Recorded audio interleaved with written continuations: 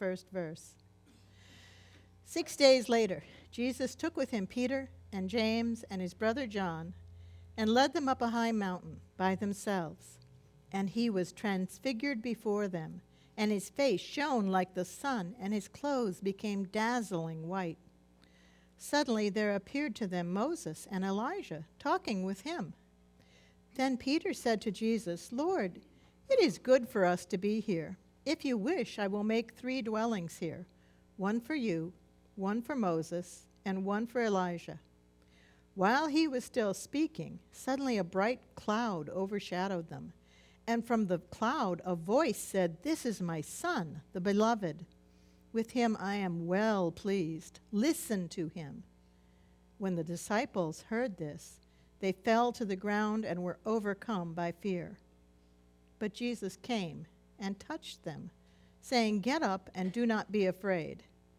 And when they looked up, they saw no one except Jesus himself, alone.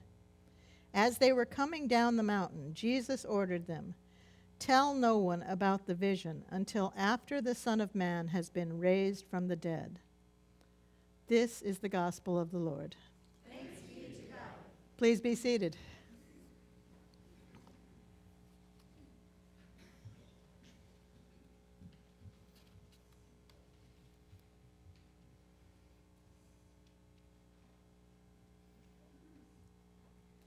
Tell no one. Jesus cautions the disciples this way more than once. But why?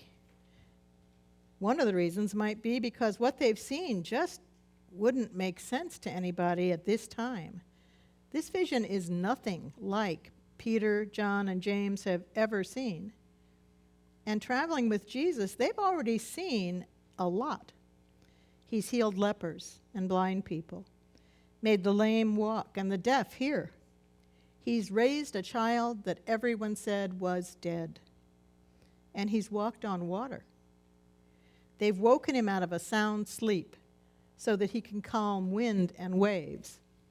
And he did it. But so far, nothing would have been as fabulous, as marvelous as this. It isn't the first time Jesus has told them to keep his secret. Shortly before this, he asked them who they thought he was.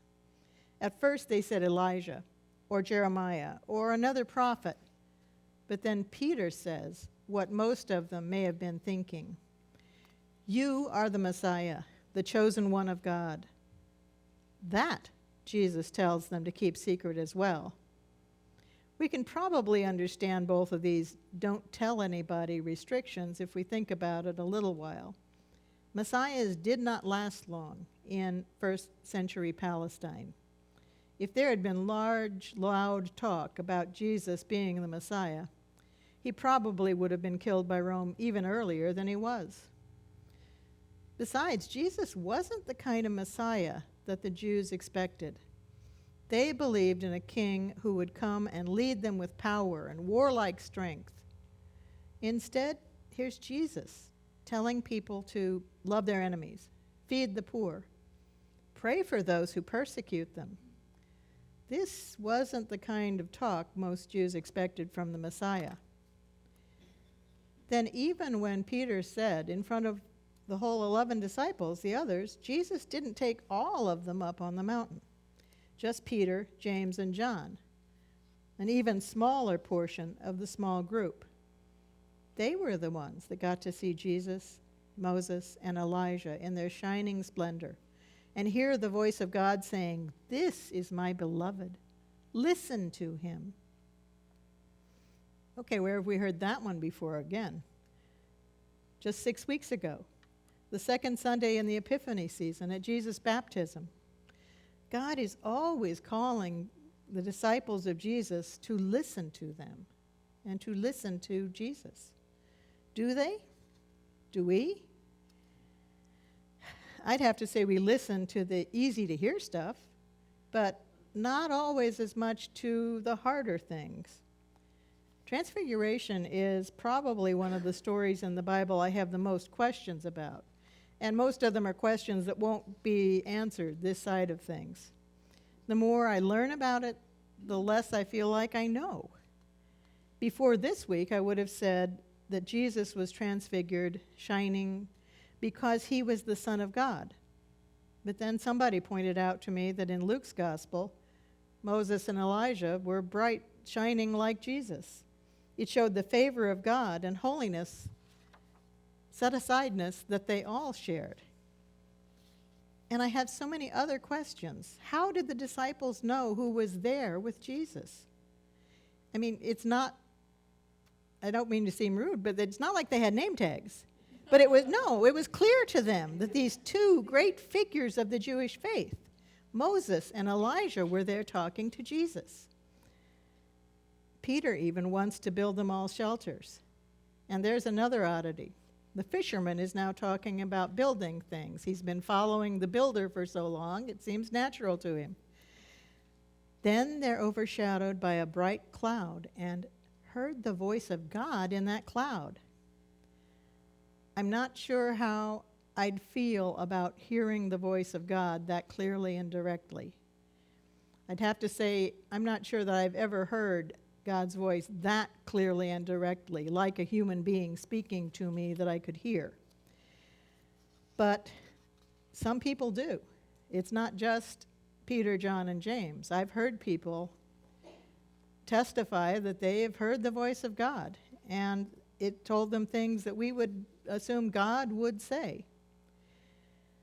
If I heard the voice that clearly, what would I do? Maybe it would be a relief to have clear direction that way. Probably, like the disciples were, I'd be terrified and fall flat on my face in worship and awe. So here we all are, coming down from the mountaintop with the disciples. On our mountaintop, we've been enjoying a long season of Epiphany, having things revealed, being in the light of Jesus. Now here we are coming back to solid, flat ground. In 3 days, it'll be Ash Wednesday. Pastor Craig has already taken the dried palm branches and crosses from last Palm Sunday and burned them into black, gritty ash. We'll take that ash in the next 3 days and grind it into even smaller bits. Mix it with a tiny bit of olive oil to make it sort of a gritty paste, and then share it on Wednesday night, making a cross on people's foreheads and saying to them, "Remember you are dust, and to dust you shall return." It's a somber moment. The first time that I made that ash cross on a child's forehead, I thought I was going to lose it, to remind a tiny human that they are dust. And that part of it still sets me in a strange kind of awe even today. Somehow it doesn't seem right to tell a child that, but we are all being told that, and we are all children of God. In the epistle lesson today, we hear Peter call the voice he heard coming out of the cloud the majestic glory. I like that. So often we stick with the same titles for God, especially the Creator and the parent of all of us, and those titles can show respect. But they also get to be the same old thing if we're not careful. Now, the majestic glory is not a phrase that I'm used to hearing, and I'm sure it's that way for you too. It gives a new dimension to the God that we are able to worship and adore. It can put us in a place of awe, like the shepherd standing in a cold field, watching angels sing. It can put us in a place of joy, like Simeon and Anna in the temple, holding a tiny baby who has come to save the world. It can put us high on that mountaintop, a place of wonder, as that majestic glory calls us to listen to the beloved. And then it stays with us as we go back to normal life, everyday stuff. And Jesus is still walking beside us. What does he do when the disciples are stricken and are flat on the ground?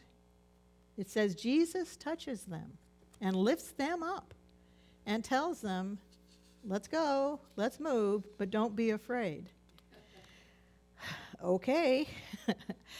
Sometimes I don't know how much I hear that message, and I wonder how they heard it. They did go back down the mountain with him. they go back down and into their normal routine too.